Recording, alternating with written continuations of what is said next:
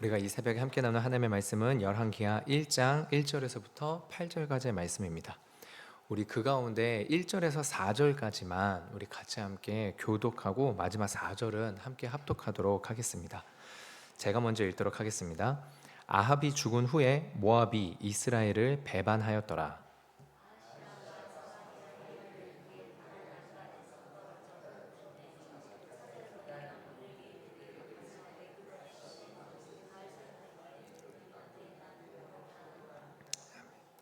여호와의 사자가 디셉 사람 엘리야에게 이르되 너는 일어나 올라가서 사마리아 왕의 사자를 만나 그에게 이르기를 이스라엘에 하나님이 없어서 너희가 에그론의 신 바알세붑에게 물으러 가느냐.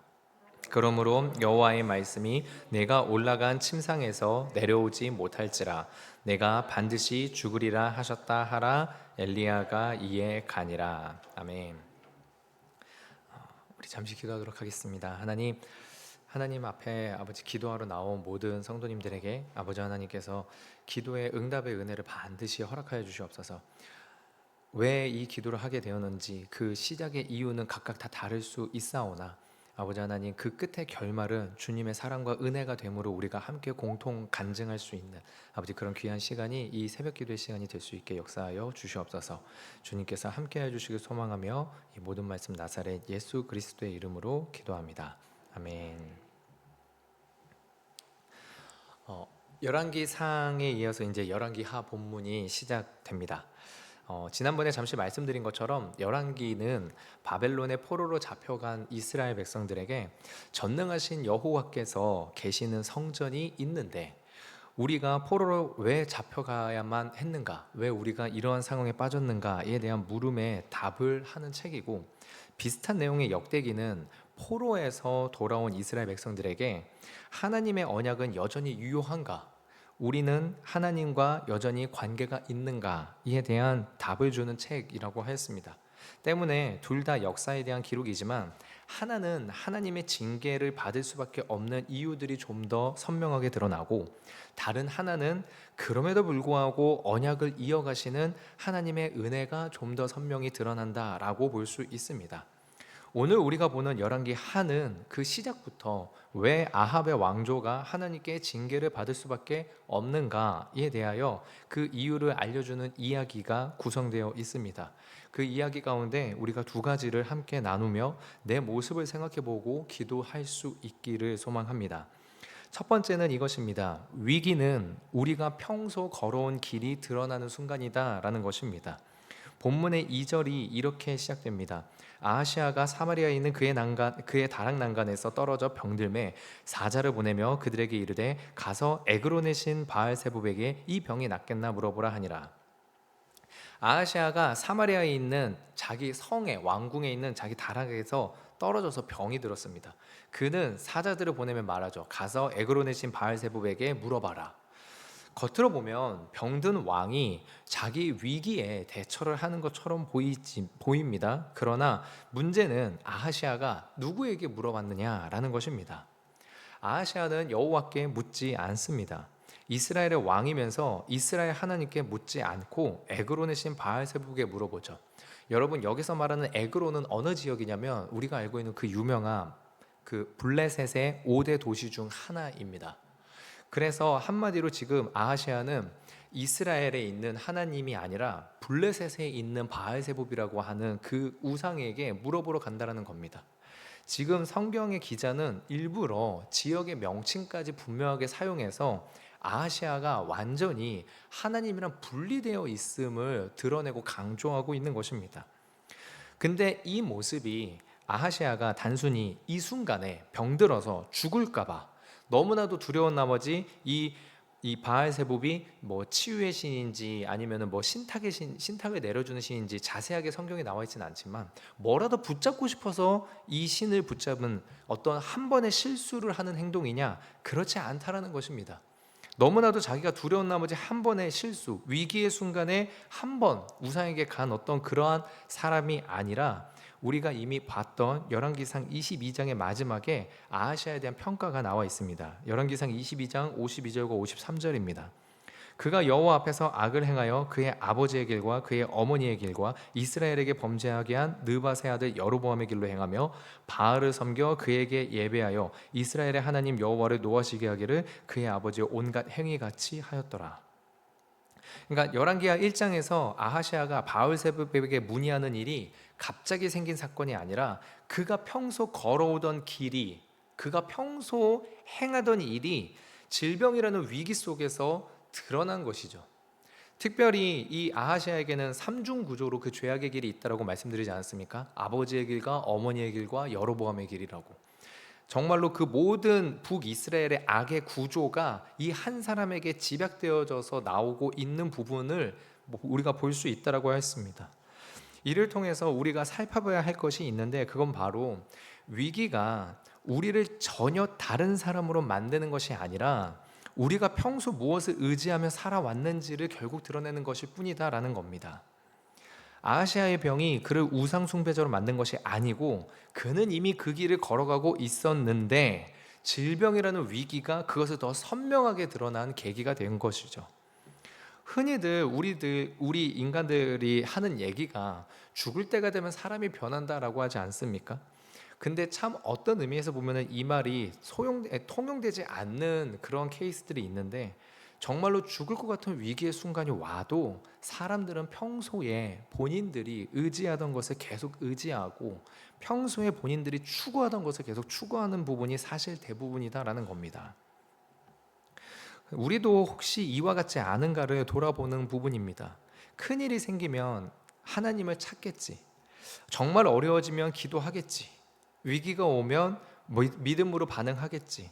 어쩌면 우리가 이렇게 생각할지도 모르는데, 오늘 성경 말씀의 본문은 불편한 진실이 드러나게끔 합니다. 위기가 오면 사람이 자동으로 하나님께 찾는 것이, 하나님께 가는 것이 아니다. 위기가 왔을 때 사람이 자동으로 하나님 찾는 것이 아니고 오히려 더 빠르게 자기가 평소 의지하던 것을 더 붙잡게 되더라. 평소 돈을 안전으로 여기던 사람은 위기 때 돈을 먼저 찾고, 평소 사람의 인정에 기대던 사람은 위기 때 사람의 평가를 먼저 두려워하고, 평소 자기 판단을 절대화하던 사람은 위기 때에도 자기 생각을 포기하지 않더라. 그러므로 본문이 우리에게 단순히 위기 때에 기도하라 라고 하는 메시지가 아니라, 평소에 나는 어떤 길을 걷고 있는가, 평소에 나는 누구에게 묻고 의지하는가, 나는 정말로 내 마지막에 내 인생의 최후의 안전을 누구에게 의탁하고 있는가, 이 물음에 대해서 우리로 하여금 생각하게 합니다. 아하시아는 자기 병이 나을지를 알고 싶었습니다. 그러나 하나님은 그의 병보다 더 깊은 문제를 보게 하시는데, 그의 진짜 위기는 몸에 병든 게 아니라 병든 순간에도 하나님께 묻지 않는, 정말로 그의 아버지 아합의 길, 그의 어머니 이세벨의 길, 그리고 북이스라엘의 시작인 여로보암의 그 길 위에 있었다라는 것입니다. 그런데 이 지점에서 이렇게 참으로 인간의 죄악과 심판받을 수밖에 없는, 징계받을 수밖에 없는 이 지점에서도 사실 하나님께서 또한 하나님의 마음이 또한 드러나는 부분이 있습니다. 그건 뭐냐면, 하나님은 아하시아가 하나님께 묻지 않았을 때 그 자리에서 침묵하고 그냥 징계를 해버리시는 게 아니라 엘리야를 보내서 하나님의 말씀을 듣게 한다라는 것입니다. 이것은 사실 무서운 상황이죠. 왜? 심판을 받으니까요. 너가 이 침상에서 반드시 내려오지 못할 것이다 라는 심판을 들으니까 사실 무서운 상황입니다. 그런데 동시에 은혜의 순간이기도 하지 않습니까? 다른 누구를 볼 게 아니라 아하시아의 아버지 아합을 보면 어떻습니까? 나봇의 포도원 사건 때 분명히 심판의 메시지를 받습니다. 근데 그때 그 아합이 하나님 앞에 겸비하여 무릎 꿇자 하나님이 뭐라고 하십니까? 엘리야를 보내서 네가 아합이 겸비함을 보느냐라고 물어보면서, 그래서 아합의 너 때에는 이 일을 행하지 않겠다라고 말씀하시지 않습니까?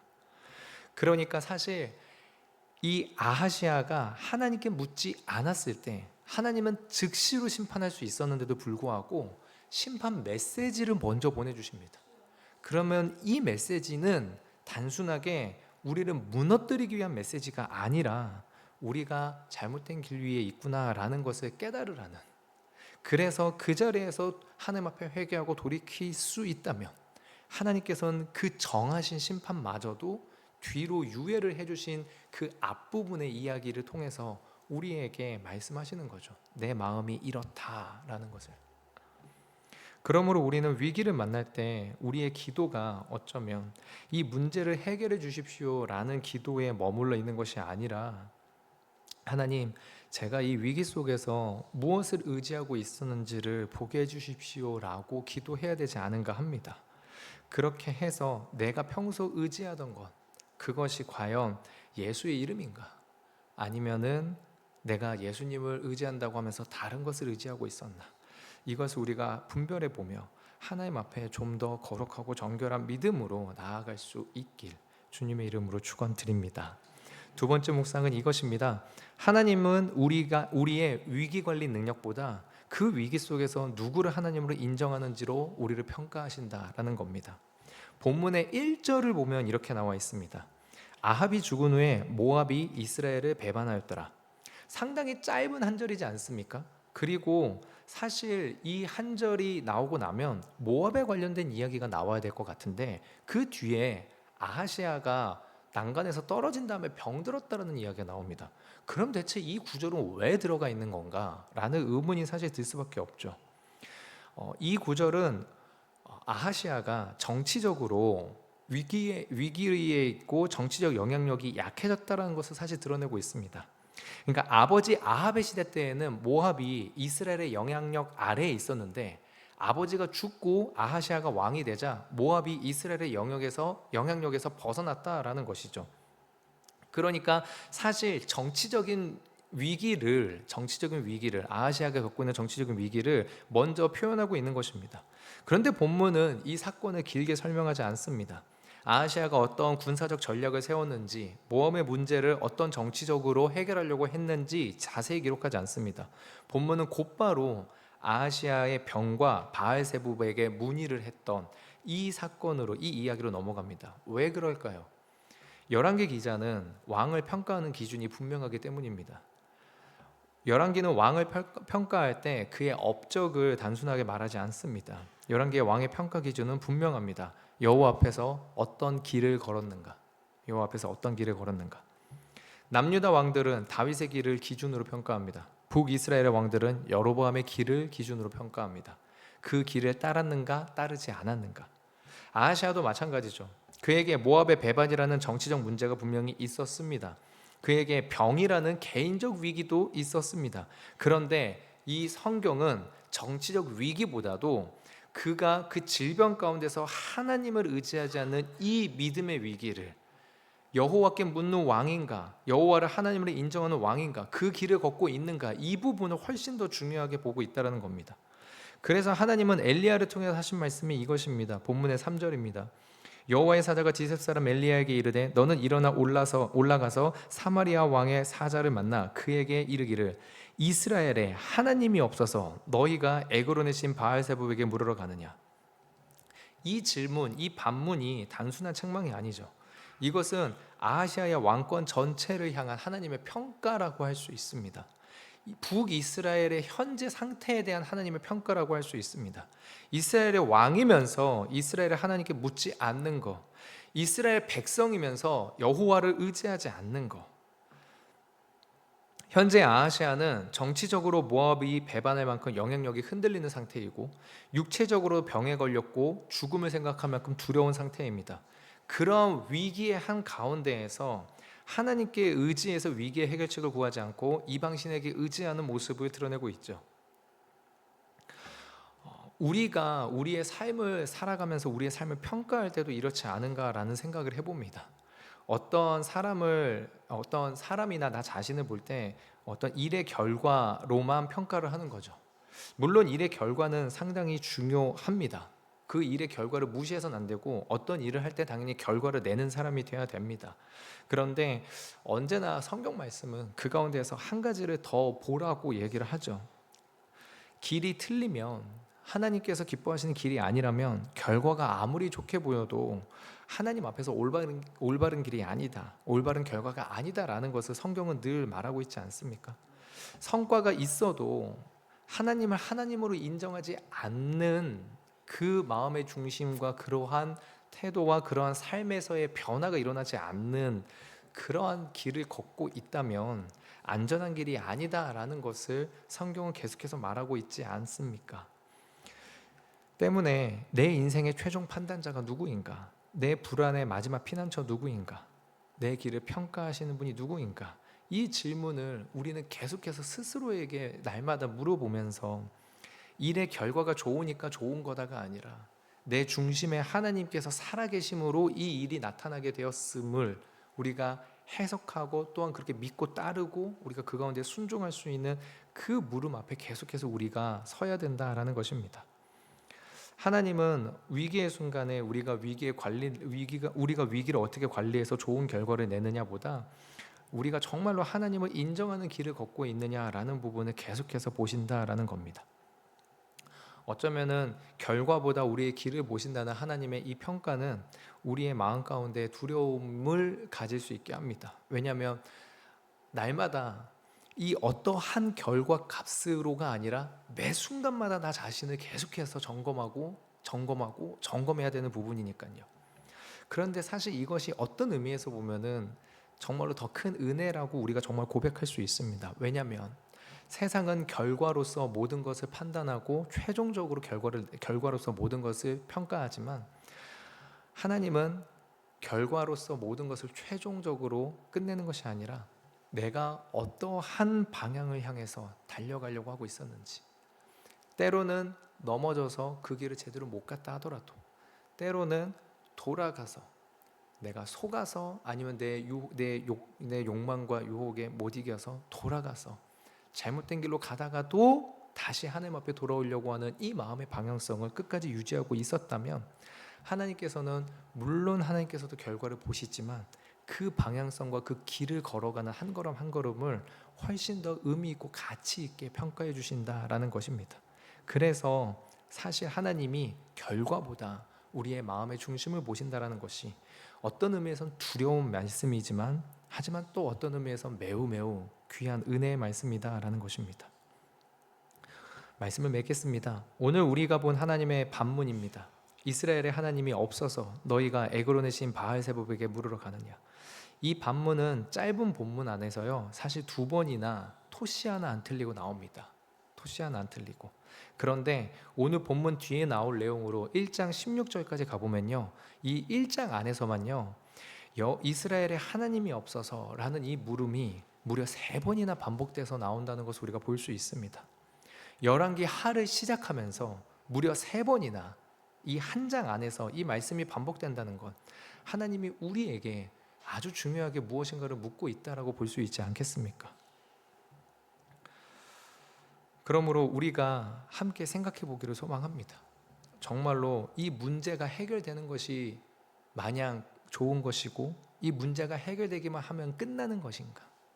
아니면 나는 문제 앞에서 내가 점검하고 바라봐야 될 것은 무엇인가?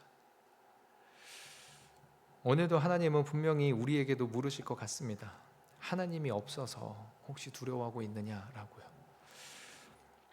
우리가 하나님 앞에 정말로 기도할 수 있기를, 온전히 하나님 앞에 기도할 수 있기를 소망합니다. 나의 길이 어떤 길인지 하나님 깨닫게 해주시옵소서. 하나님 없이 판단하고 하나님 없이 의지하는 길이 혹시 내가 나도 모르게 걷고 있었다면 하나님을 그저 내 인생의 어떤 하나의 옵션으로 켜고 끄는, 필요할 땐 하나님, 필요 없으면 하나님을 의지하지 않는 어떤 이런 식으로 여기고 있었던 마음이 혹시라도 있었다면 하나님, 이 새벽에 기도하오니 나로 하여금 주의 백성 될 수 있게 하여 주시옵소서. 우리가 함께 이렇게 기도할 수 있는 새벽이 되길 소망합니다. 기도하겠습니다. 하나님, 우리 모든 성도님들에게 아버지 하나님께서 귀한 은혜의 말씀으로 또한 은혜의 기도가 될 수 있도록 주님께서 우리를 붙잡아 주시고 이끌어 주시고 함께하여 주시옵소서. 하나님, 정말로 기도의 시작은 아버지 하나님 각자가 다 다를 수 있사오나 아버지는 그 기도의 끝에는 결국엔 나의 모든 것 주님의 은혜입니다 라고 고백할 수 있는 아버지 귀한 간증의 주인공들이 될 수 있도록 주께서 역사하여 주시옵소서. 감사드리며 예수님의 이름으로 기도합니다. 아멘. 주기도문 하겠습니다. 하늘에 계신 우리 아버지, 아버지의 이름을 거룩하게 하시며